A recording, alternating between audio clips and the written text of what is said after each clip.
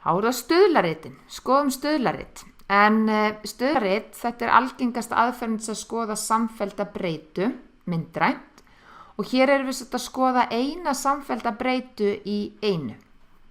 Kassarit er einnig góð og við skulum skoða þau eftir, en ef við viljum skoða samband á milli tveggja breyta þá notum við punktarit, sem er líka fjallað síðar í kaflanum. En stuðlarit er svipað stöplarit í útliti, en helsti munur á útlitinu þeirra er að það er ekkert bil á milli súlnanna. Af því að í stuðlaritum erum við sem sagt að teikna mynda samfelldri breytu sem getur tekið hvaða gildi sem er á bilinu. Og til að muna svona, hugsið ykkur stuðlaberg, sjáu fyrir hvernig stuðlaberg lítur út og þá er auðvelt að muna hvort er stuðlarit og hvort er stöplarit. Það er örlítið snúnar að búa til stuðlarit heldur en stöplarit, af því þegar við erum að búa til stöplarit þá er fyrirfram búið að ákveða fyrir okkur eða við sjáum það strax hversu margar súlurnar eiga að vera, því þær eru jafn fjölda flokka breytunar sem við erum að teikna, en svo samfellda það eru engir eiginlegir flokkar.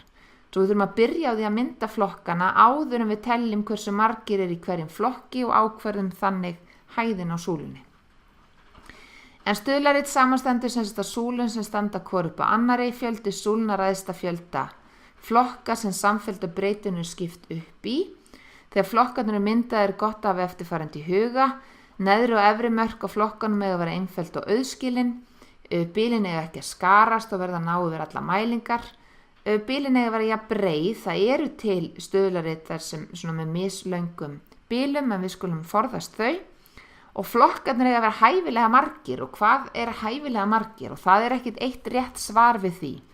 En eftirfarandi þumalputtaregla er stundum notuð að fjöldi flokka ætti að vera jafn 5 sinnum lógarithmanum með grunntölu 10 af fjölda mælinga.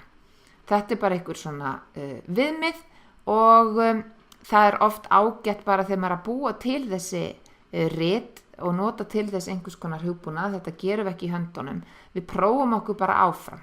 Hvað svona lýsir best þeirri breytu sem við erum að skoða. Hér höfum við dæmi stuðlarit. Þið sjáuð súlurnar standa svona þétt upp á hver annari. Hér hefði nú átt að vanda myndin aðeins betur og hafa kannski annan lit hérna á jöðrunum. En hér höfum við sem sagt nokkra súlur. Uppsilon ásinn í stuðlaritum, það er fjöldin.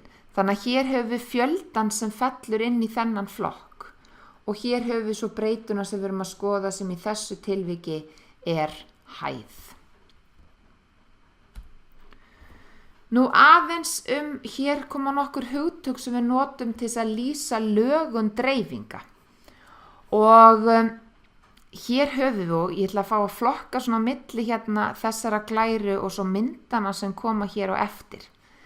En hér höfum við, sem sagt, hér höfum við stuðlarit og við erum að skoða einhverja breytu, þetta gæti kannski verið hæð eða eitthvað annað, að við tölum vinstri halan. Það er hérna vinstra megin í dreifingunni og svo hægri halan, hann er hérna hægra megin í dreifingunni.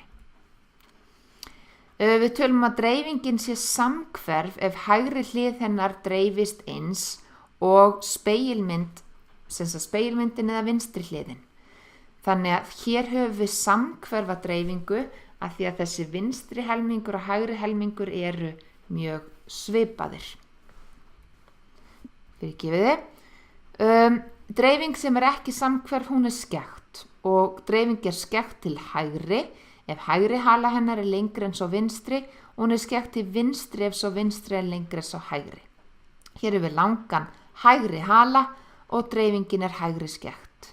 Hér er við langan vinstri hala og dreifingin er vinstri skekkt. Og þetta eru innkrippu dreifingar. Það er svo annað orð, alla þessar hér. 3 af því að hér höfum við svona eina, segjum, krippu á dreifingunni. Ef dreifingin hefur 1 topp þá er þess að tala innkrippu dreifingu. Ef dreifingin hefur 2 toppa er talað tvíkrippu dreifingu og ef dreifingin hefur fleiri en 2 toppa tölum fjölkrippu dreifingu. Hér hefur við tvíkrippu dreifingu og svo fjölkrippu dreifingu. Útlagar, enn eitt hugtakið, En útlagar eru mæligildi sem eru mjög ólík öðrum mælingum í sama gagnasafni. Það geta verið ýmis ástæður fyrir þessum útlögum. Kannski hreinlega bara einhver mistök eða þarna bara viðfangsefni sem haga sér allt öðruvísi heldur en önnur viðfangsefni sem við erum að skoða. Og við þurfum að skoða útlaga iðarlega sérstaklega og huglega ástæður þeirra og við munum ræða aftur útlaga. En til þess að finna þessa útlaga þá akkurat tólið okkar, það að teikna mynd.